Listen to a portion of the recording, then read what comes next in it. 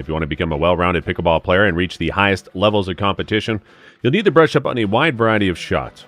These shots consist of serves, returns, drives, resets, drops, dinks, overheads, etc. The shots are all very unique, though some shots are similar to others. Whether they're hitting a hard or soft shot, you still need to employ a consistent set of techniques. It's crucial that you learn them, internalize them, and apply them correctly, as they vary depending on the type of shot you're taking. Hello and welcome to Pro Pickleball Media, your number one spot for all pickleball content.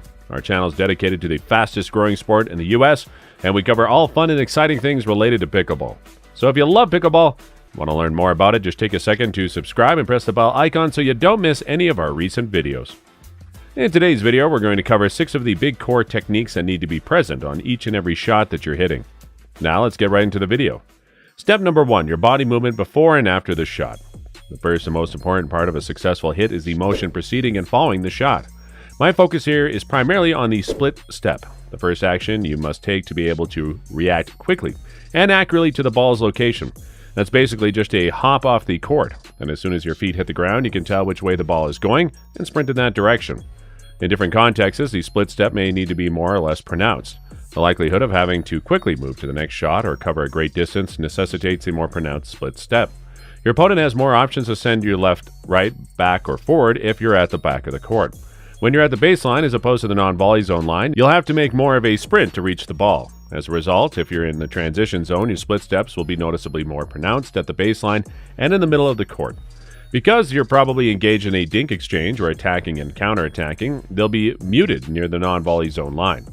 Normally, you won't have to go too far from where you currently are. At that stage, hand speeds become more important. There'll be a slight spring in your step, but nothing too out of the ordinary. You'll want that bounce so you can get where you need to go if you ever get caught having a run back for an overhead. Although your split steps will likely be less pronounced near the non-volley zone line that they are further into the court, this is not always the case. Following your shot, you must also move into the position you'll need to be in to adequately block your opponent's next attempt at a shot. That's crucial, so you'll need to be in a position to split step once more before proceeding to the next shot. Now, while your position to strike the ball depends on a number of factors, including your split step, movement to the ball, and recovery from after hitting the shot. This means that both pre- and post-shot motion is crucial. That's crucial for each and every pickleball shot you'll be making. Step number 2, effective coil and uncoil. The second essential hitting feature is a coil and uncoil that works perfectly with every single shot. A good shot requires the use of the whole body, beginning with the legs. There are some shots that call for more body, while others call for less. In order to get the most out of your ground strokes and full swings, you should load up and coil up your body. When hitting softer shots like drops or dinks, or when hitting traditional volleys in which you primarily use the oncoming pace of the ball, and merely redirect and send that pace back, you will need less of it. Your knees and hips will turn inward more than your feet, and your chest and shoulders will turn inward more than your hips. You're making a little bit of a spring out of your body, and when you get into the shot, you release and unwind that spring, allowing the force of that unwinding to hit the ball. Many players, in my opinion, are using far too much force, which is counterproductive.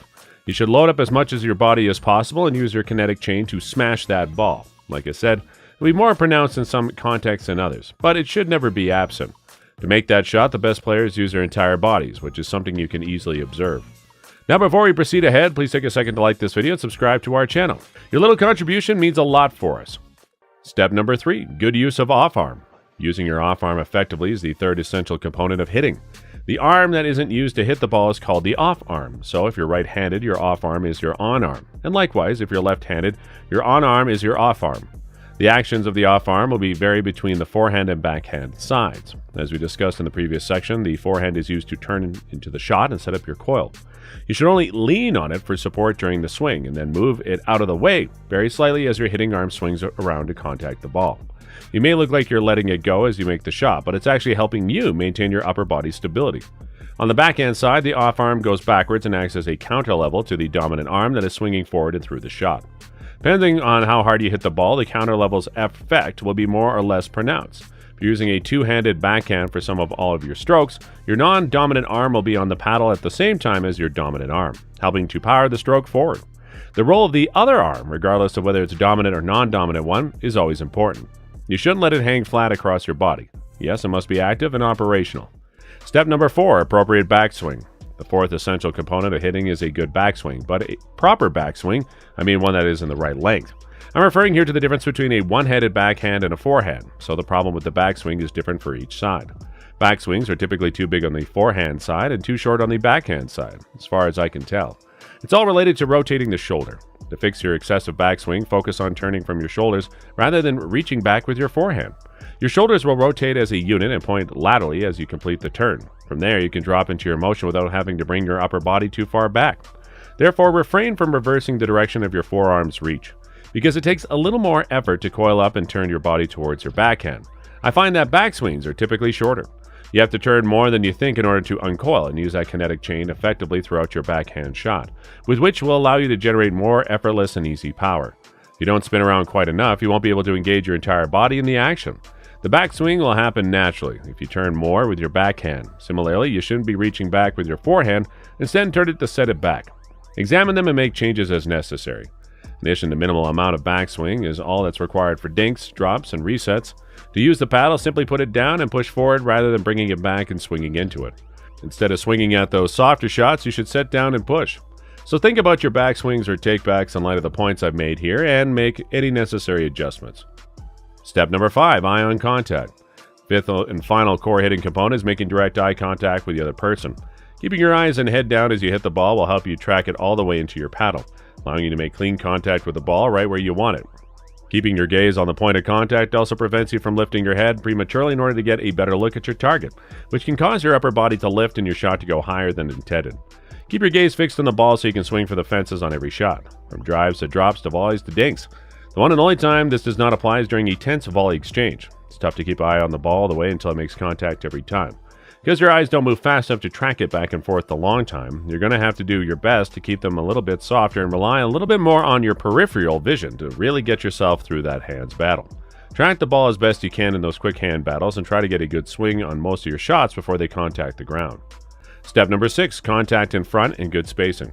The sixth essential component of hitting is making a good contact in front and maintaining appropriate spacing for the shot you're hitting. Every shot requires contact ahead of the ball, but the exact location of that contact will change depending on the type of shot you're taking.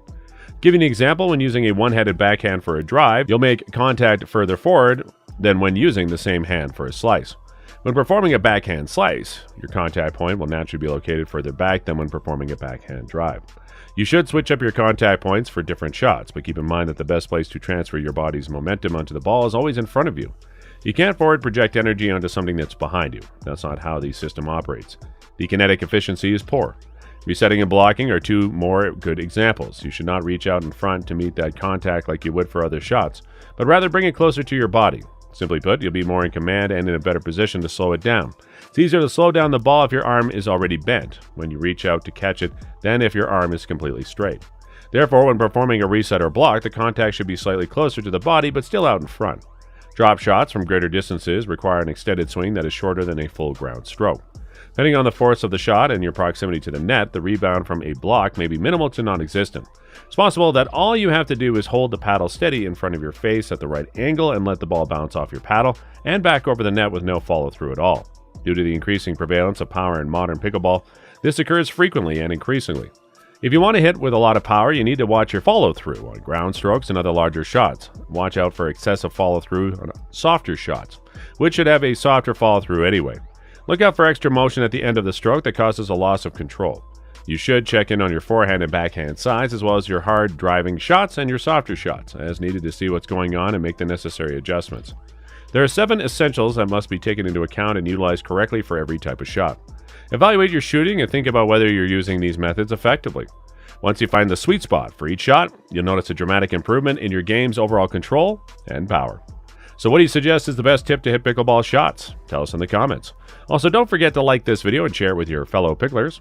Also, if you love pickleball, then make sure to watch the next video on our channel. Thanks for watching. Bye.